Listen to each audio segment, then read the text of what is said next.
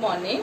आज मैं आपको Hindi medium 8th standard history subject सिखाने जा रही हूँ, जो कि उसमें मतलब फर्स्ट लेसन में आपने पढ़ा था कि इतिहास के साधन क्या हैं। तो आपको पता चला कि जैसे हमारे पास क्या क्या साधन थे जो इतिहास के, कि जिसके ज़रिए हम इतिहास को समझ सकते हैं या जान सकते हैं। तो अभी ये आपका सेकंड लेसन है जो यूरोप और भारत का इतिहास है। तो यूरोप और भारत के इतिहास में क्या ऐसी घटनाएं हुई थी, किस तरह से परिवर्तन हुआ था, ये सब बताया गया है। तो बताया कि आधुनिक कालखंड में जो ये मॉडर्न टाइम चल रहा है, जो आधुनिक समय चल रहा है, उसमें यूरोप में और घटित होने वाली कौन कौन सी गतिविधियां थी, किस तरह से घटित हुई थी, उसके बारे में आपको ये दिखाया गया है कि उसका, और जब घटित हुई वो गतिविधियां जब घटित हुई तो उसका हमारे मानव जीवन पर क्या असर पड़ा, उसका हमारे समाज के ऊपर क्या असर दिखाई देता है, ये आपको दिखाया गया है इस लेसन में, इस पार्ट में आपको अच्छी तरह से बताया गया। जो कि पहला पॉइंट आपका है पुनर्जागरण युग। पुनर्जागरण युग क्या होता है? तो पुनर्जागरण युग जो है एक मतलब जो पहले का युग है उसमें फिर से परिवर्तन करना, उसमें फिर से क्या करना, चेंजिंग करना, उसी को कहा जाता है पुनर्जागरण युग। यूरोपीय इतिहास में आप देखेंगे कि मध्य युग का जो अंतिम चरण था, 13वीं शताब्दी से लेकर 16वीं शताब्दी का जो समय था, उस समय में बहुत सारे परिवर्तन किए गए, बहुत सारे उथल पुथल हुए हैं। तो किस तरह से मतलब ये जो परिवर्तन किए गए हैं उसी को बताया गया है कि जो समाज में हमेशा गतिविधियां होती हैं, परिवर्तन होता है, चेंजिंग होता है, उसी को कहा जाता है पुनर्जागरण युग। तो पुनर्जागरण युग में आपको ये बताया कि जैसे हमारे समाज में बहुत सारे धार्मिक सुधार हुए, भौगोलिक सुधार हुए, राजनीतिक सुधार हुए, इसके साथ साथ सभी क्षेत्रों में मतलब मानव जीवन का विकास हुआ। जैसे आज मानव जीवन में लोगों को लोगों की तरफ देखने का जो नजर है, समझने का जो समझ है, इसमें किस तरह से विकास हुआ है उसे बताया गया। जैसे हम लियोनार्डो दा विंसी का एक नाम जानते हैं, सुनते हैं, आप सभी पढ़े होंगे, नहीं तो फिर आपके ये लेसन में दिया है। वो एक बहुत बड़े शिल्पकारी थे जिन्हें मतलब बस समाज का ज्ञान था। उन्होंने ज्ञान के साथ साथ अपने कलाओं का भी प्रदर्शन किया था। जो उनकी पेंटिंग थी और उनके बुक्स थे, उनके ज्ञान थे, उसके जरिए समाज को संबोधित किया गया है, बताया गया है समाज में किस तरह से हमेशा परिवर्तन का युग होता है। तो धर्म के सभी जो विचार के धर्म के क्षेत्र में जो सभी का विचार है उसे एक केंद्र बिंदु बनाया गया कि जिससे मतलब पुनर्जागरण युग है। तो इस युग में मतलब मानव की जो विकृतियां हैं, मानव की जो संस्कृतियां हैं, जो कलाएं हैं, जो ज्ञान है, विज्ञान है, धर्म है, उसके बारे में बहुत सारे परिवर्तन हुए और उसे बताया गया कि जिसे तो पुनर्जागरण आंदोलन ने मानव जीवन के सभी क्षेत्रों को व्याप्त किया, मतलब सभी क्षेत्रों को व्याप्त किया, मतलब हर एक क्षेत्र में विकास किया।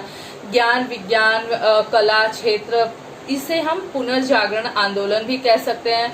और पुनर्जागरण युग में मानव जीवन का जो संवेदना है, भावना है, इसे भी व्यक्त किया गया। साहित्य के जरिए, साहित्य के माध्यम से क्या किया गया, मानवीय जीवन का जो भावना है, संवेदना है, यह व्यक्त किया गया। और प्रादेशिक भाषाओं में बहुत सारे मतलब स्टेट लेवल पर प्रादेशिक भाषाओं में लिखा गया जिससे लोगों को समझने में आसानी हो और लोग उसे समझ सके। जर्मनी के जोहान्स गुटेनबर्ग ने क्या किया, छपाई यंत्र का आविष्कार, मतलब जो छापे जाते हैं यंत्र, उसका आविष्कार, उसकी खोज की। और उन्होंने क्या किया, उस यंत्र के जरिए नए नए विचार, नई नई तकनीक, नए नए संकल्पनाएं, प्रचार प्रसार, समाज में परिवर्तन, ये सब सभी वर्गों तक पहुंच सके, सभी के लिए इसका लाभ मिल सके, ऐसा उन्होंने इसका माध्यम बनाया जिसके जरिए लोग पुनर्जागरण युग में क्या कर सके, अपने आप को परिवर्तित कर सके। तो ये हुआ आपका पुनर्जागरण। अभी हम लोग पढ़ेंगे धार्मिक सुधार आंदोलन। धार्मिक सुधार क्या होता है, जो कि मतलब हर एक धर्म के क्षेत्र में, इसे हम लोग जानते हैं कि हम एक भारत जैसे देश में रहते हैं और यहाँ पर क्या है, बहुत सारे धर्म के लोग रहते हैं, तो हर एक का अपना अलग अलग धर्म है। तो यहाँ पर हमें धर्म के प्रति मतलब विश्वास तो रखना है, लेकिन उनके पाखंडों में नहीं जाना है। तो धार्मिक क्षेत्रों में किस तरह से सुधार किया गया, आंदोलन किया गया, लोगों को जागरूक किया गया, तो लोगों की भी जो विवेक है, लोगों की जो सोच है, लोगों की जो बुद्धि है, उसके आधार पर क्या किया गया कि विचार जो लोग थे, विचारकों ने क्या किया, एक स्वतंत्र मतलब निर्णय लिया। जो रोमन कैथोलिक लोग होते थे, जो रोमन कैथोलिक चर्च की पारंपरिक पुरानी जो उनकी परंपरा थी, जो उनकी मतलब ये धार्मिक परंपरा चली आ रही थी, उसमें बहुत सारी खामियां थी जो लोगों के अज्ञान से लाभ उठाकर, मतलब जो लोग, उन्हें पता था कि यहाँ पर लोग क्या है, अज्ञान है, जिन्हें शिक्षा का अभाव है। तो शिक्षा का अभाव होने की वजह से वो क्या करते थे, अपने कर्म कांड का, अपने मतलब इस पाखंडों का ढोल लोगों के बीच में पहुंचाते थे। और लोग क्या करते थे कि धर्म के नाम पर लूटे जाते थे, धर्म के नाम पे लोगों को ये लूटते थे, इस धर्म के लोग, कैथोलिक धर्म के। तो यूरोप, इसके विरोध में यूरोप में जो आंदोलन स्टार्ट हुआ, जो लोग मतलब जागरूक हुए, तो समाज में ये जागरूकता लाने के लिए कि हमें जहाँ पर शिक्षा का अभाव होता है, वहां पर क्या होता है, धर्म के नाम पर, धर्म के प्रति पाखंड करके धर्म के नाम पर उन्हें लूटा जाता है। तो इस तरह से मतलब क्या हुआ, मनुष्य की जो अपनी खुद की एक विचार है, जो क्षमता है, उसके आधार पे, विवेक के आधार पे हमें हमेशा क्या करना पड़ता है, जो धर्म है, धर्म के नाम पर क्या जो लुटेरे हैं, लूटते हैं, तो समाज में परिवर्तन लाने के लिए धार्मिक आंदोलन किए जाते हैं, जिससे कि समाज में इस तरह की घटनाएं ना हो। तो यूरोप में ये मतलब स्थिति हुई थी कि जो धर्म के नाम पे उन्हें लूटा जाता था, उनके साथ पाखंड किया जाता, क्योंकि शिक्षा का अभाव था। तो यहाँ पर जो जागरूक लोग थे, उन्होंने क्या किया, लोगों को संबोधित किया, लोगों को जागरूक किया कि जिससे हम धर्म के नाम पर लूटे ना जा सके, बच सके। समझ में? तो अभी हम लोगों ने पुनर्जागरण युग और धार्मिक सुधार आंदोलन के बाद, अभी थर्ड हेडिंग है जो आपका टॉपिक है, भौगोलिक खोज। भौगोलिक खोज किस लिए किया गया था? तो 1453 में जो रोमन ऑटोमन तुर्की थे, उन्होंने क्या किया, बाइजेंटाइन की जो राजधानी थी इस्तंबुल, कॉन्स्टेंटिनोपल, उसको जीत लिया। और उसके बाद में जो एशिया से यूरोप के जोड़ने वाले, जो एशिया से यूरोप का रास्ता था किसका, व्यापार करने का, उसे उन्होंने क्या किया था कि बंद कर दिया। तो जब एशिया से यूरोप का रास्ता बंद हो गया, तो व्यापारिक हमें जो व्यवहार है, व्यापारिक व्यवहार को बढ़ाने के लिए, उससे बनाए रखने के लिए, व्यापार को मजबूती करने के लिए हमें एक नए मार्ग की, नए रास्ते की जरूरत पड़ी। तो उन्होंने क्या किया कि जो उनके समुद्री मार्ग थी, नए मार्ग की आवश्यकता जब उन्हें अनुभव होने लगी, तो उन्होंने क्या किया कि एक भौगोलिक खोज किया। तो आपने ये भौगोलिक खोज का किस तरह से आरंभ हुआ? तो भौगोलिक खोज का इसलिए आरंभ हुआ क्योंकि जो तुर्की थे, उन्होंने क्या किया कि इस्तंबुल को जो राजधानी थी उसे जीत लिया। और जीतने के बाद में किसकी राजधानी थी? वो बाइजेंटाइन की। उसे जीतने के बाद में उसे अपने कब्जे में कर लिया। तो एशिया और यूरोप के बीच में जो व्यापार होते थे, व्यापार का रास्ता ही उन्होंने बंद कर दिया। तो जब रास्ते बंद हो गए तो हम कहाँ से व्यापार कर सकेंगे? तो जब उनके रास्ते बंद हो गए तो उन्हें एक नए रास्ते की जरूरत पड़ने लगी। और फिर जब नए रास्ते की जरूरत पड़ने लगी तो उन्होंने नया रास्ता खोजना स्टार्ट किया। और फिर उन्होंने नया रास्ता खोज किया। तो इसी वजह से उन्हें एक भौगोलिक खोज कहा जाता है कि जो भौगोलिक खोज की उन्हें आवश्यकता हुई। अभी हम यूरोप में वैचारिक क्रांति, जो यूरोप में वैचारिक क्रांति है, इस मुद्दे के बारे में पढ़ेंगे। तो पुनर्जागरण युग में क्या हुआ था कि बहुत सारे परिवर्तन हुए, जैसे मैंने बताया धार्मिक हुआ, फिर भौगोलिक हुए। अब हम लोग पढ़ रहे हैं वैचारिक क्रांति। तो वैचारिक क्रांति में क्या है कि यूरोप की जो यात्रा स्टार्ट हुई थी मध्य युग से आधुनिक युग का, ये जो सफर था उनका, उस कालखंड में, उस समय में बहुत सारे उन्होंने परिवर्तन किया। बहुत सारे उनकी वैचारिक मतलब जो भावनाएं थी, वैचारिक जो सोच थी, उसमें बहुत सारे परिवर्तन किए गए। तो इसके लिए उन्होंने एक क्रांति किया, एक मतलब आवाज उठाया, जो कि पूर्ववर्ती जो लोग थे, जो अज्ञानी लोग थे, जो अंधश्रद्धा में डूबे हुए लोग थे, तो जो समाज में मतलब इस तरह की घटनाएं होती थी कि उन्हें अज्ञान और अंधश्रद्धा के नाम पे लूटा जाता था। तो समाज को हमें इन सब मुद्दों से कैसे मुक्त कराना है? तो ये जो समाज के जागरूक लोग होते थे, वो क्या करते थे, समाज में इस तरह की जो रूढ़ियां हैं, जो मान्यताएं हैं, जो घटित घटनाएं हैं, उसे मिटाने के लिए वो अवेयर करते थे, नागरिकों को, जनता को समझाते थे और उन्हें सही मार्ग दिखाने, तो जिससे कि एक साथ लोग इकट्ठा होकर क्या हो सके, वैज्ञानिक दृष्टिकोण से, विश्लेषणात्मक दृष्टिकोण से वो क्या कर सकें कि वैचारिक क्रांतिकारियां करें, अपने आवाज को बुलंदियों तक पहुंचाएं, जिससे कि जो उनकी आवाज है वो लोगों तक समझ में आए कि जनता क्या हो चुकी है, जागरूक हो चुकी है। और फिर इसी को क्या कहा जाता है, यूरोप की जो वैचारिक क्रांतिकारी था।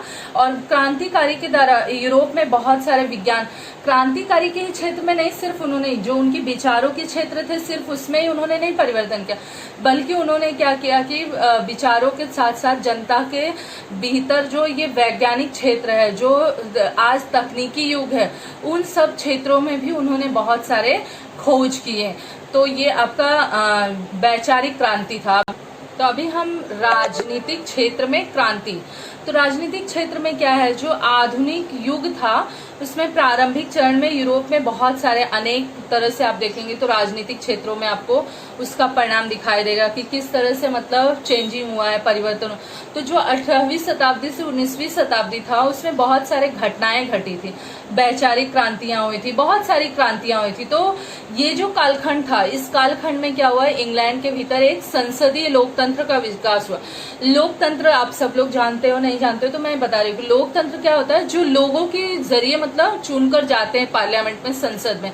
तो हम सभी लोगों को मतलब लोकतंत्र का ज्ञान होना चाहिए कि हम एक लोकतांत्रिक देश में रहते। तो उस समय 18वीं जो 19वीं शताब्दी चल रहा था उसमें इंग्लैंड में लोकतांत्रिक विकास हुआ, जिससे कि लोगों के बीच में और भी ज्यादा जागरूकता हो सके, जो उनके नियम कानून बने हैं वो उन्हें समझ सके, और कैबिनेट का जो स्वरूप था उसे बदला गया। और फिर 1689 में क्या हुआ कि बिल ऑफ राइट्स के जो राजा थे, उनके जो अधिकार थे उसे पूरी तरह से मतलब खत्म कर दिया गया, क्योंकि जो राजा होते थे वो जो जनता होती थी उनका किस तरह से हनन करते थे, शोषण करते थे। तो बिल ऑफ राइट्स के जो अधिकार थे उस अधिकार को इस लोकतांत्रिक व्यवस्था के जरिए क्या किया गया, संकुचित मतलब कम कर दिया गया, जिससे लोगों के ऊपर जो उनका अंकुश है वो क्या हो सके, कम हो सके।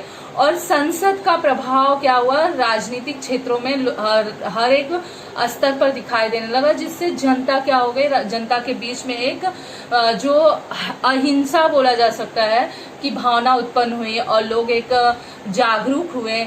तो ये आपका जो है कि राजनीतिक क्षेत्र। अमेरिका का स्वतंत्रता युद्ध, मतलब अमेरिका ने क्या किया, अपने आप को पूरी तरह से इंडिपेंडेंट, स्वतंत्र होने के लिए युद्ध किया। तो जो यूरोप था, यूरोप में बहुत सारी क्रांतिकारियां हम लोगों ने अभी पढ़ा कि गतिविधियां घटित हुई, लेकिन उसके उन्हीं के साथ में अमेरिका के स्वतंत्रता युद्ध का भी विचार सामने आया कि जो अमेरिका महाद्वीप था उसकी खोज होने के बाद में यूरोपीय देश जो थे उसके ऊपर उसका प्रभाव दिखाई देने लगा, और वो यूरोपीय देश जो है अमेरिका के ऊपर अपना अस्तित्व जमाने लगे। तो यूरोपीय देशों ने अमेरिका के बहुत सारे जो प्रदेश थे उसको अपने हक में कर लिया, अपने नियंत्रण में कर लिया, और वहां पे अपने जो उपनिवेश होते थे उन्हें स्थापित कर दिए। इसी तरह से इंग्लैंड ने उत्तरी अमेरिका के पूर्वी तटों पर 13 उपनिवेशों को वहां पर स्थापित किए, और इंग्लैंड का इन उपनिवेशों पर कहने के लिए वर्चस्व था, परंतु मतलब इंग्लैंड ने क्या किया, इंग्लैंड की संसद में अमेरिका के इन उपनिवेशों पर कहने के लिए तो ये था कि उनका सिर्फ अधिकार है, बट वो उनके जो अमेरिका के उपनिवेश होते थे उनके साथ वो क्या करते थे, जबरदस्ती करते थे, उनके ऊपर कठोर बंधन डालते थे, उनके साथ बहुत मतलब कठोरता के साथ प्रेजेंट करते थे, पेश करते थे। तो अमेरिका के इन उपनिवेशों में रहने वाली जो स्वतंत्र प्रिय जनता थी, जो स्वतंत्र होने वाली जनता थी, उन्होंने इस तरह की जो न्याय व्यवस्था थी, उनकी जो ये अंकुश नीतियां थी, उसे देखने के बाद उसे कुचलने का प्रयास किया, उसे मतलब उसके विरुद्ध में वो लोग आवाज उठाए, और जो उपनिवेशी थे उनके विरोध में उन्होंने आवाज उठाई कि यूरोपीय जो उपनिवेश है यहाँ पर सिर्फ वो अपना वर्चस्व नहीं बनाए, बल्कि यहाँ की जो जनता है उनके साथ वो क्या कर रहे हैं, बहुत कठोरता का व्यवहार कर रहे हैं। तो इसी तरह से मतलब उन्होंने इन्हें दबाने का प्रतिकार किया, उन्हें कुचलने का प्रयास किया, और अमेरिका के इन उपनिवेशियों ने जॉर्ज वॉशिंगटन के नेतृत्व में, उनके नेतृत्व में सैन्य गठन का प्रतिकार किया, सैनिक गठन का प्रतिकार किया। और फिर क्या हुआ कि उपनिवेशी सेना की विजय हुई, उपनिवेशी सेना जो थे वो विजय उनका हुआ, और यह घटना अमेरिका का स्वतंत्रता युद्ध के रूप में जानी जाती है।